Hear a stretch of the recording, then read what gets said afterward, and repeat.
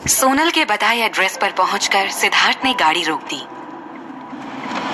तुम्हारा घर आ गया, थैंक यू। सोनल ने उसे और कुछ भी कहने का मौका ना देते हुए गाड़ी का दरवाजा खोला और तेजी से बाहर चली गई। सिद्धार्थ ने एक नजर घर पर डाली। ये बेहद आलीशान सा दिखने वाला घर था।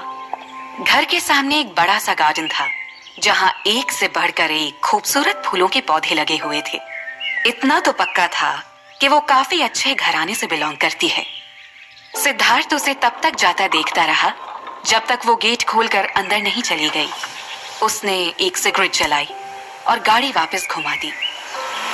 सोनल ने जब अपने घर में कदम रखा तो उसे सामने सोफे पर ही अपने अंकल आंटी बैठे दिख गए।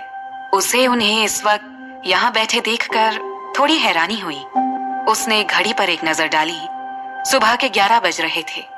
रोज इस समय तक तो कुंदन अंकल ऑफिस जा चुके होते थे और नलिनी आंटी भी अपने दोस्तों के साथ गप्पे लड़ाने में बिजी हो जाती थी। नलिनी एक्साइटेड होते हुए कुंदन को एक मैगजीन में कुछ पिक्चर्स दिखा रही थी। कुंदन, देखो ना, ये वाला डिजाइन कितना खूबसूरत है। हम अपने नए घर में ऐसा ही इंटीरियर करवाएंगे।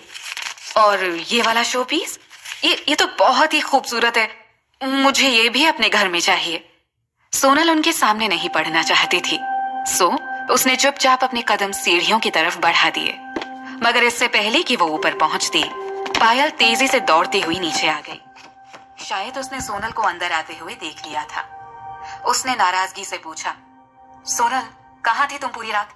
मैंने तुम्हें कहाँ नहीं खोजा। सोनल ने चौंकते हुए कहा, मैं कहाँ थी? ये तो तुम्हें पता होना चाहिए था ना। तुमने मुझे कल गलत रूम नंबर दिया था और फिर एक बार चेक तक करने नहीं आई कि मैं कहाँ हूँ। उन दोनों की आवाज सुनकर कुंदन और नलिनी का भी ध्यान उस तरफ चला गया।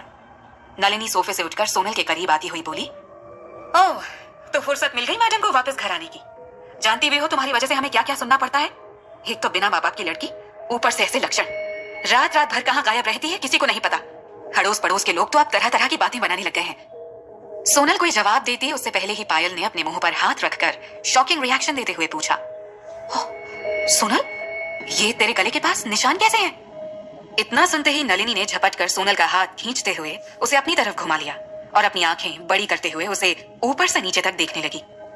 हाय राम, हम सब यहाँ रात भर इस लड़की के लिए परेशान हो रहे थे और ये कहीं और ही गुलछर्रे उड़ा रही थी। बोलती क्यों नहीं, कहाँ थी रात भर? मिस्टर सबरवाल बेचारे तेरा होटल रूम में पूरी रात इंतजार करते रहे और तू कहीं और ही अपना मुंह काला कर रही थी। सोनल ने जबरदस्ती अपना हाथ नलिनी से छुड़ाते हुए कहा, बिना मेरी कोई भी बात सुनी ये क्या बकवास किए जा रहे हैं आप?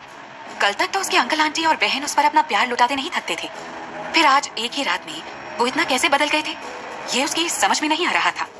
बजाय उससे कुछ भी पूछने के या उसे सहारा देने के, सब उस पर ऐसे ही इल्जाम लगा रहे थे। और ये सबरवाल कौन है? उसका नाम तो उसने आज पहली बार सुना था। पायल ने तो कल इस बात का जिक्र तक नहीं किया था कि उसे किसी सबरवाल से मिलने जाना है। नलिनी ने जबरदस्ती सोनल का हाथ पकड़ा और उसे खींचते हुए लाकर कुंदन के सामने खड़ा कर दिया। पिछले कुछ दिनों से नलिनी को डाइटिंग का भूत सवार था।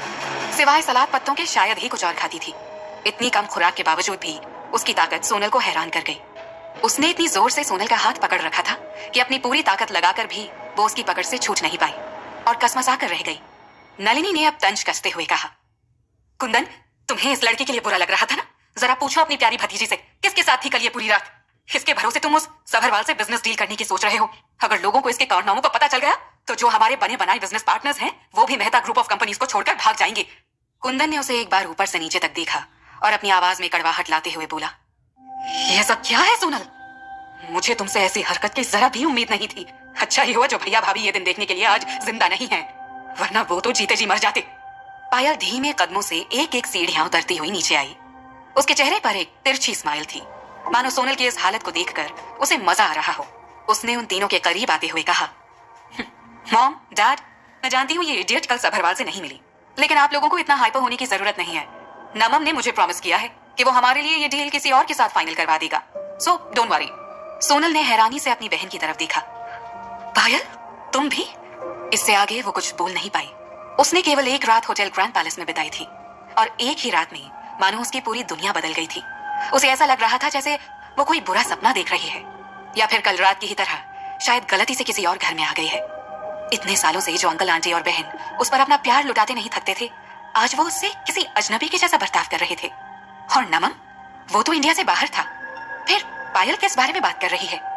पायल ने उसके करीब आकर बड़ी दिलचस्पी से उसकी बॉडी पर पड़े मार्क्स को देखते हुए कहा, जो भी था बड़ा बेदर्द आदमी रहा होगा। जरा सा भी रहम नहीं किया बेचारी पर।